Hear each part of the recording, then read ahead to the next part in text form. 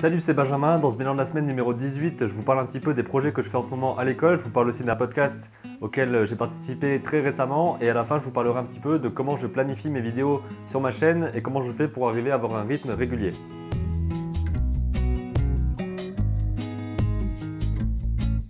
Alors pour commencer, je voudrais vous parler d'un podcast auquel j'ai participé il y a quelques jours. C'était la semaine dernière. C'est le podcast qui s'appelle Let's Speak, qui est sur la chaîne Gentle Skull. Donc déjà, je remercie Victor de m'avoir invité parce qu'on se connaît grâce à un petit groupe qui s'appelle les Pépites de YouTube qui se trouve sur Facebook.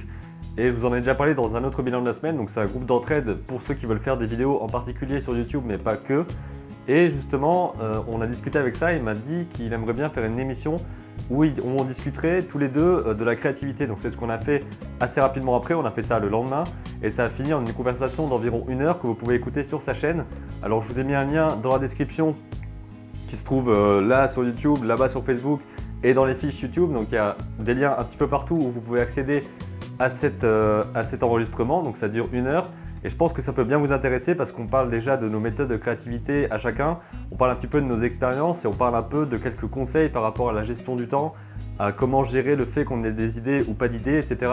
Et on donne quelques ressources qui peuvent être intéressantes. Alors je vous invite à aller écouter ça et à me dire dans les commentaires ce que vous en pensez et surtout dire dans les commentaires de sa chaîne qu'est-ce que vous en pensez parce que c'est une nouvelle émission et il a certainement besoin d'avis et de conseils, de remarques pour pouvoir améliorer ce concept-là. Je voulais aussi vous parler un petit peu de ce que je fais à l'école en ce moment, donc des différents projets qui sont en cours de route et qui commencent à être un petit peu plus étoffés ou voire même finis. Donc je vais d'abord vous parler du projet de vidéo. Donc là ce sont des vidéos un petit peu plus expérimentales.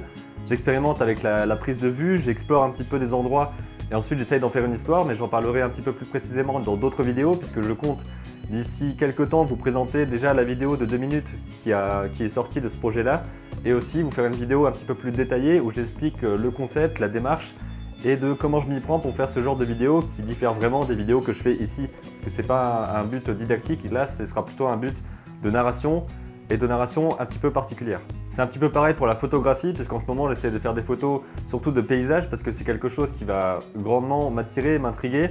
Et donc là je vous mets quelques exemples de photos que j'ai déjà faites et je compte explorer d'autres endroits et essayer d'avoir d'autres photos d'ici quelques temps. Donc pareil, je vous expliquerai aussi plus en détail comment je fais, les choses que j'apprends.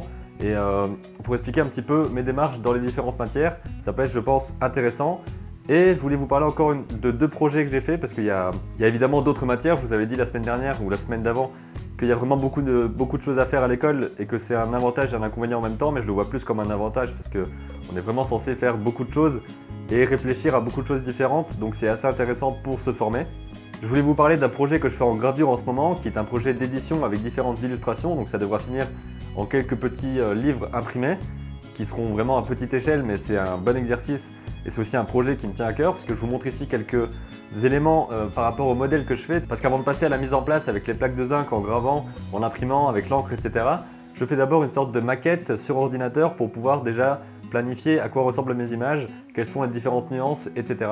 C'est une narration aussi un petit peu particulière parce qu'il n'y aura pas de texte et pas de personnages dans mon histoire. Il y aura juste quelques images, peut-être entre 5 et 6. Et je vous parlerai un peu plus une prochaine fois également de l'histoire que je veux raconter et de comment je veux la raconter.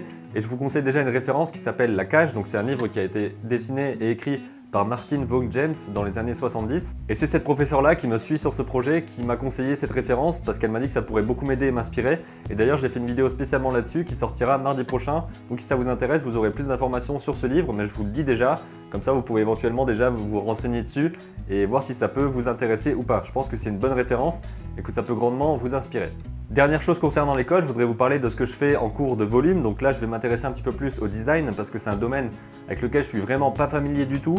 C'est pour ça que je veux m'y mettre pour avoir une sorte d'expérience là-dedans et pouvoir toucher à beaucoup de domaines en même temps. Et donc par rapport au design, je vais me lancer dans un projet qui est une sorte de siège, une sorte de chaise, parce que forcément c'est un des exercices les plus courants dans le domaine du design parce que c'est un objet qui est entre guillemets simple, mais qui est assez complexe pour qu'il y ait une démarche, une vraie démarche qui puisse être complète derrière, donc de la conception, de la mise en place, de la fabrication, etc.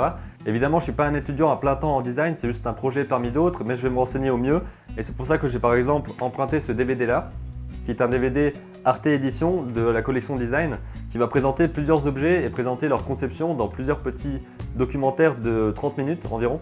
Avec par exemple des voitures, le stylo bic, l'iMac, avec beaucoup d'objets comme ça qui seront définis et dont on voit la conception, donc c'est hyper intéressant pour comprendre comment ça marche et comment on réfléchit à la conception d'un objet. Et j'ai aussi emprunté ce livre-là, qui est une grande référence dans le domaine, qui s'appelle La laideur se vend mal de Raymond Loewy ou Comment rendre beaux les objets nécessaires. Donc c'est un livre référence qui date des années 60 si je ne me trompe pas. J'ai commencé à le lire, il me reste encore une semaine avant que je le rende, donc je vais beaucoup le lire dans les jours qui viennent. Et c'est déjà super intéressant parce qu'on va découvrir la vie de cet homme-là qui a vraiment fait beaucoup dans le domaine du design, dans le domaine du design industriel, d'objets, qui est une grosse référence dans le domaine des marques, du design et aussi de la façon de vendre les choses. Alors c'est hyper intéressant pour moi parce que ça va me permettre d'apprendre beaucoup de choses et c'est une grande référence que je me mets enfin à lire parce qu'il y a des tas de livres références qui sont vraiment, on va dire, incontournables mais que je n'ai pas encore lus. Et c'est pour ça que c'est important de se définir des objectifs pour savoir qu'on va lire une demi-heure, une heure tous les jours et pouvoir en apprendre tous les jours. Voilà ce dont je voulais vous parler par rapport à l'école et je voudrais vous parler maintenant de la façon dont je gère les vidéos sur YouTube et sur Facebook parce que je les partage aussi.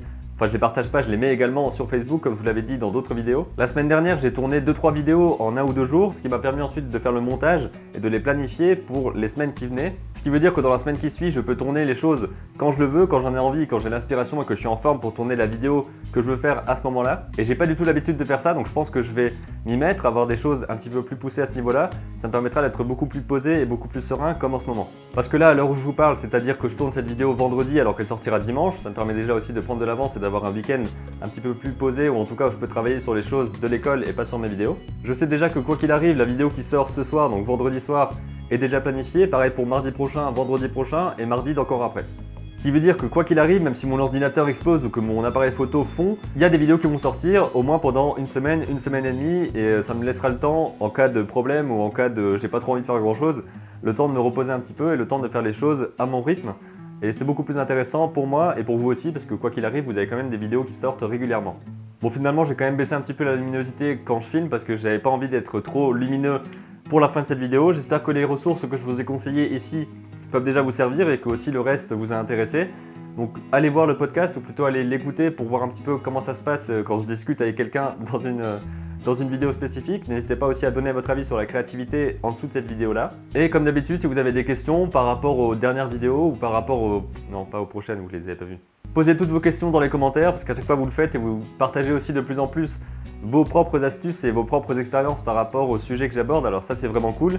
Et je voulais aussi vous dire merci parce qu'on est aujourd'hui plus de 900 sur la chaîne. Alors évidemment, c'est pas 900 qui suivent régulièrement, donc c'est pas 900 vues à chaque fois, 900 personnes qui vont regarder ce que je fais. Mais c'est déjà un nombre qui augmente et je sais qu'on est aussi de plus en plus à regarder régulièrement puisqu'il y a entre 150 et 200 personnes qui regardent régulièrement les vidéos. Donc ça, c'est vraiment cool parce que ça augmente petit à petit. Et je vois que vous posez de plus en plus de questions et que vous vous intéressez vraiment à ce que je propose et qu'on discute vraiment et que c'est enrichissant. Merci beaucoup pour votre soutien. Je vous dis à très bientôt pour de nouvelles vidéos et d'ici là, n'oubliez pas, créez vos images et racontez vos histoires. J'essaie déjà de placer des ombres au niveau des cheveux, donc avec ce orange assez vif et ensuite quelque chose qui part plus vers le brun pour faire les ombres